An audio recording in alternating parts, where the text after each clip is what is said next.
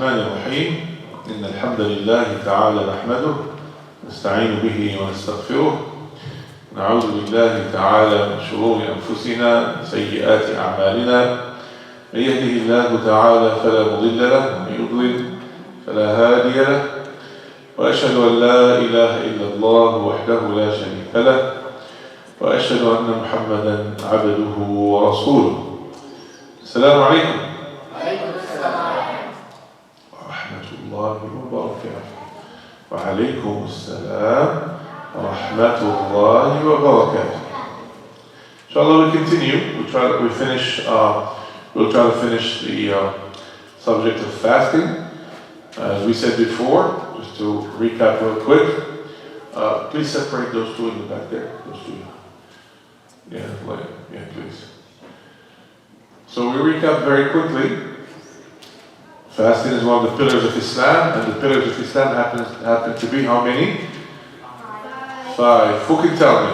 How about you? Tell me what are the pillars of Islam? Fasting. In proper order would be nice. What's the first one? See, that's why you're the last one that should be talking and playing. Because you don't know your stuff. Yes, Sina. The Shahada, that's the very first. You cannot, nothing will be accepted if there's no Shahada. You have to become a Muslim first. Salah, Zakah, Ramadan, and Hajj. MashaAllah. Very good.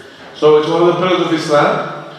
We said that Siyam is to refrain, remember, linguistically is to refrain. And of course, technically, idiomatically, is to refrain from eating and drinking or anything that will nullify your fasting. We also talked about 3 types of patience that the fasting teaches you. All of you remember? Together. Patience on the obedience of Allah. Patience away from the disobedience of Allah. Patience in the face of what? The face of Allah. Allahu Akbar. In the face of painful or unpleasant something for the divine decrees that are painful, that are difficult. Okay? Because the divine decree is part of the 6 articles of faith. And we said that the fasting becomes mandatory when a person meets certain conditions. What are they? First is Islam first. You have to be Muslim. Right? So Islam, then you said puberty, then sanity or intellect. You cannot be crazy if someone is crazy. Why are you talking to the guy next to you? Move from there. Move.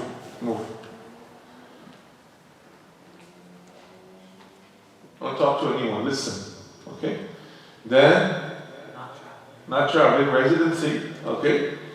And have the ability to fast. Meaning the physical ability to fast. You cannot be sick or anything like that. Like people, there are certain people, and I'm sure all of us know some people from family and uncle and aunt, they have something, diabetes. May Allah subhanahu wa ta'ala protect all of us. Say Ameen. And the doctor tells them that they're not supposed to fast because if they fast, that hurts them physically, so they cannot fast. Yes. We'll get to that in a second. Okay. So I closed it last time in talking about some of the benefits of fasting. We said the first one. It's a way to be thankful to Allah subhanahu wa ta'ala for His bounties. Why? Why is that? We take them for granted every day. Exactly. We take the bounties of Allah for granted.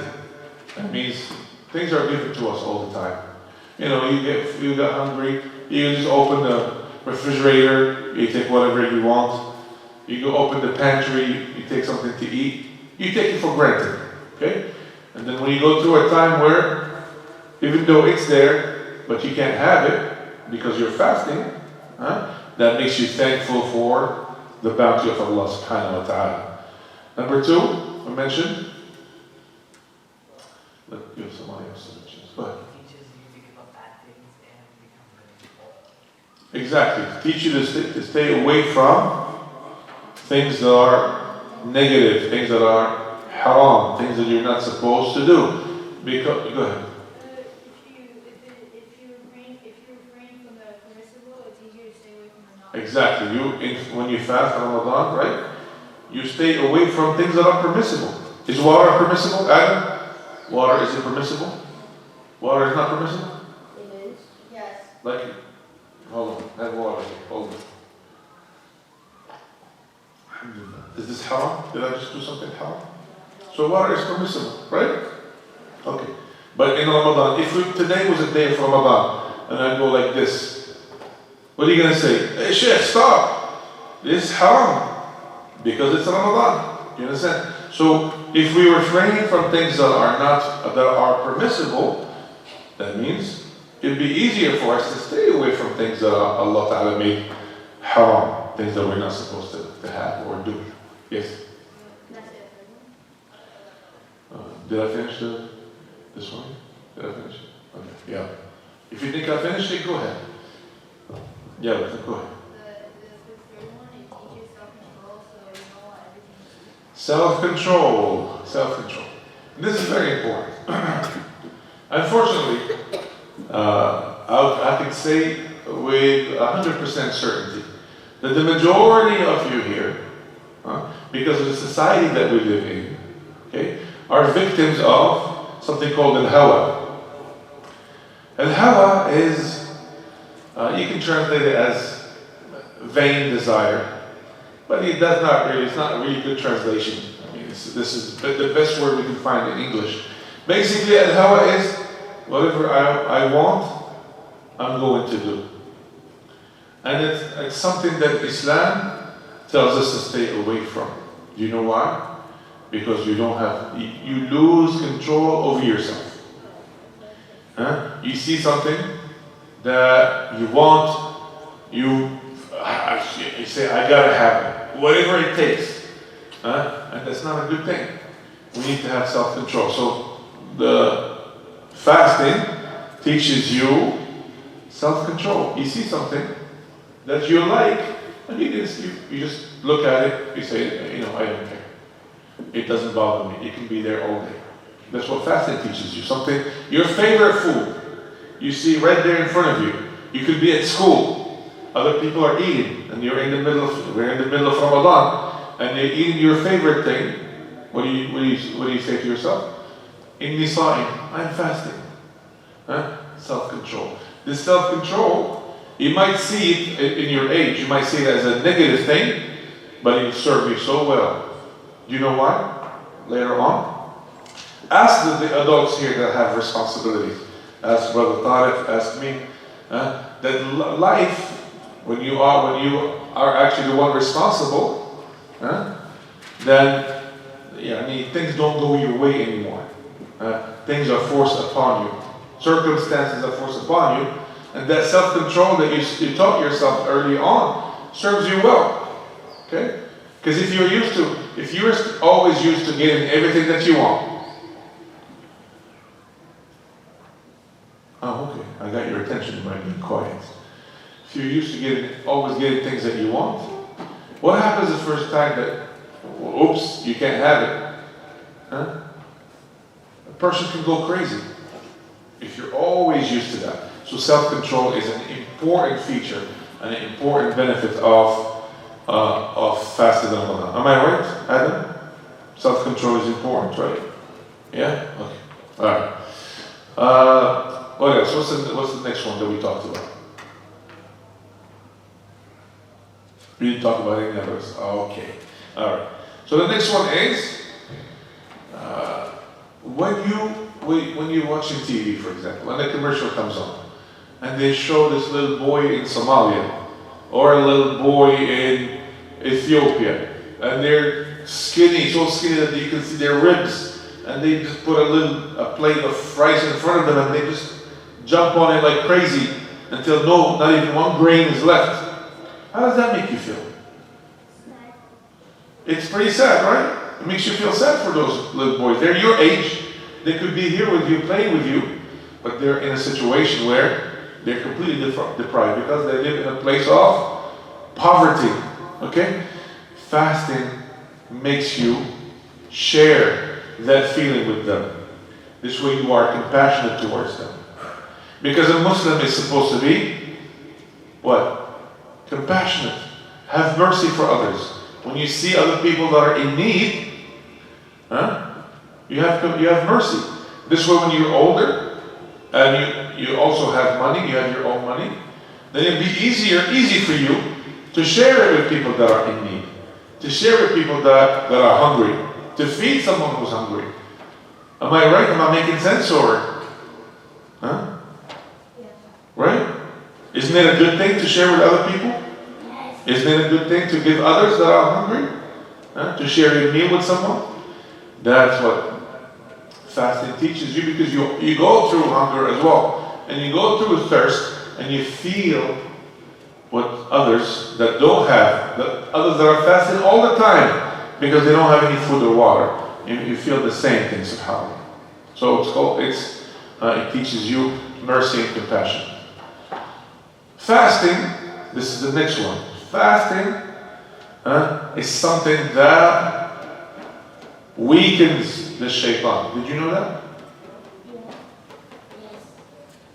Something might surprise you, but each one of us have a shaitan assigned to him, with him all the time. Because Allah talks in the Quran about the shaitan being the enemy. All of you know that. The shaitan is the enemy of the son of Adam. Who said something? What do you say? I said, the shaitan is an enemy from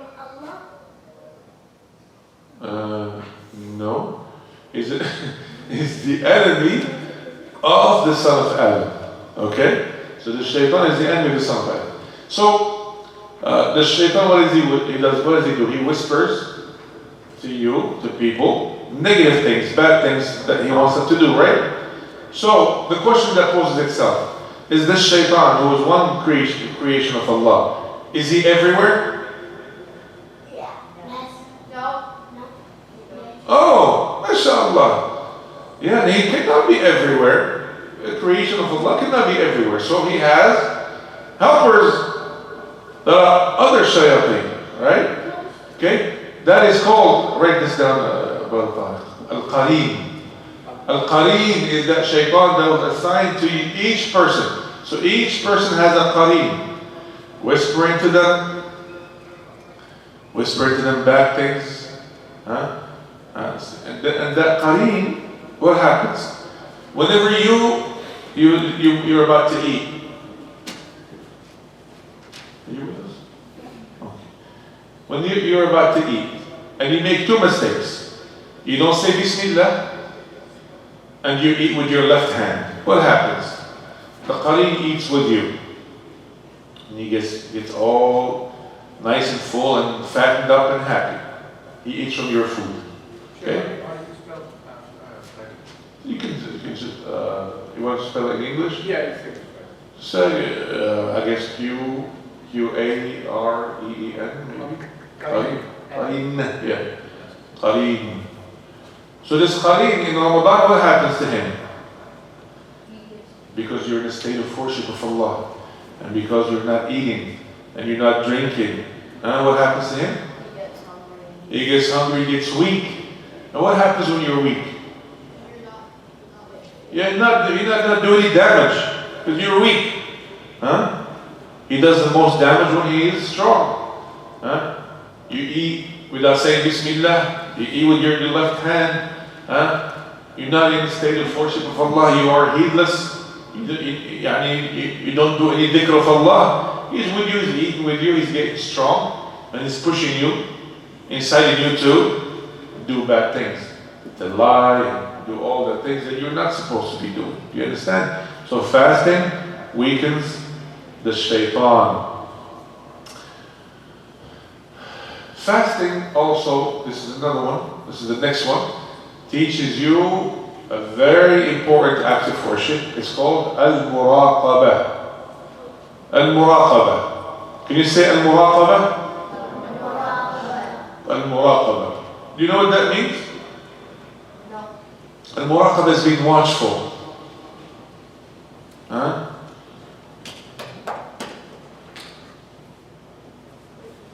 Being watchful. Watchful of what?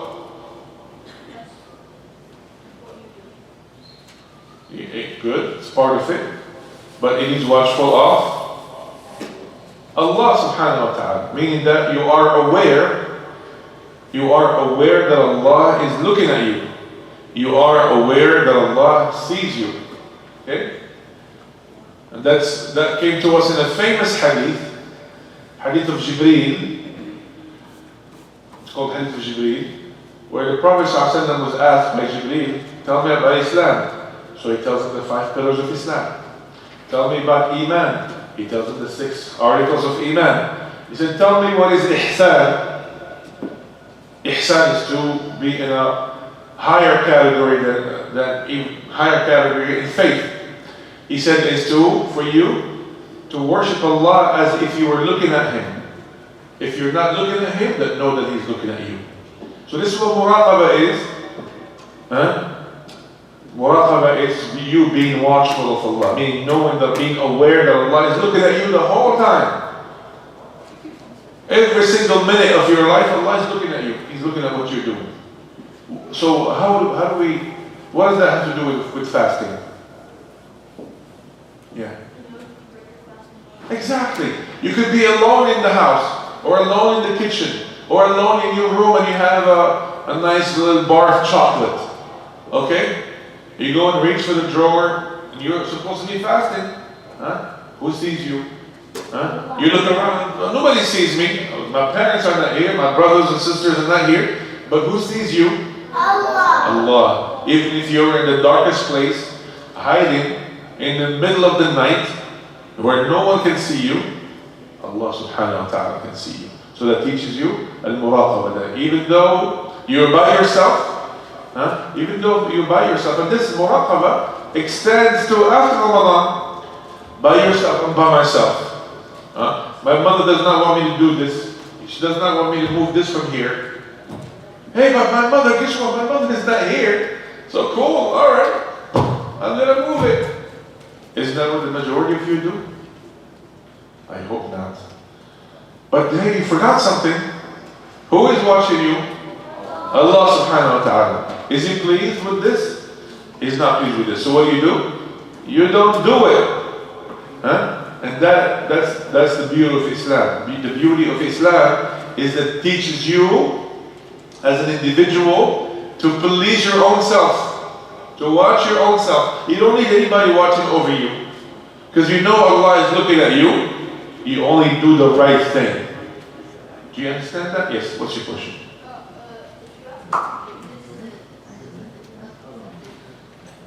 Have you been bad? Of course. Look, all of us. Allah, the Prophet ﷺ said, every son of Adam falls in error. Can fall in sin. All of you know what sin means, right? What is sin, Ali? What is sin? S-I-N. Sin is a bad deed. Okay? So all of you can fall in bad deeds, but the best from amongst you, the best of the ones that fall in error, are the ones that constantly repent. So if you fall in an error, you go back and you repent to Allah. So, oh Allah, forgive me. Astaghfirullah. I made a mistake. Oh Allah, forgive me. This is a good mannerism for us to have. Even the prophets that did not fall in any sins, they used to say Astaghfirullah all the time. Do you guys understand? Okay? So the fasting teaches you the muraqabah of Allah subhanahu wa ta'ala. In Ramadan and beyond Ramadan, you're about to do something you're not supposed to do. Say, wait a minute. But Allah is looking at me. Allah is watching me. I'm not going to do it. I stop. Do you know what happens when you do that? You're about to do something bad, and you remember that Allah is watching you, and you don't do it, what happens? Allah puts one good deed in your record. Instead of you getting a bad deed in your record, Allah puts one hasana in your record. Imagine that. This is the generosity of Allah. Okay? We understand that? The last thing, fasting Ramadan teaches you to give advantage to the hereafter over the life of this world. If I asked you, if I told you to choose between two types of lives. Guys, pay attention to this. If I ask you to choose between two types of lives, one of them will be short. You will have some of the things that you want, but the majority of the time you will not have what you want. And you compare it to a life that is everlasting and eternal, where you will have everything that you want and then some, all the time. Which one would you choose? You choose the second one. It's obvious. But this is what Allah is asking us. Like, this is a temporary life that you're living. Okay? So choose, don't choose it. Choose the hereafter, the long one. So this is what Ramadan teaches you. That you sacrifice the things in this life because you want the other life. You want the one in Jannah, where you will have everything that you want, where you never have anything negative, you never get hurt, you never get sick, you don't get old, you always be strong, you always be healthy, and you have everything that you want. Everything that you could possibly imagine is in there. You understand? So fasting, it teaches you this. It teaches you to give advantage to the life, to the hereafter, over the life of this world. Do we have any questions? أقول قولي هذا وأستغفر الله لي ولكم. السلام عليكم ورحمة الله وبركاته. شيخ اليوم ما فيش مهارات ولا شيء؟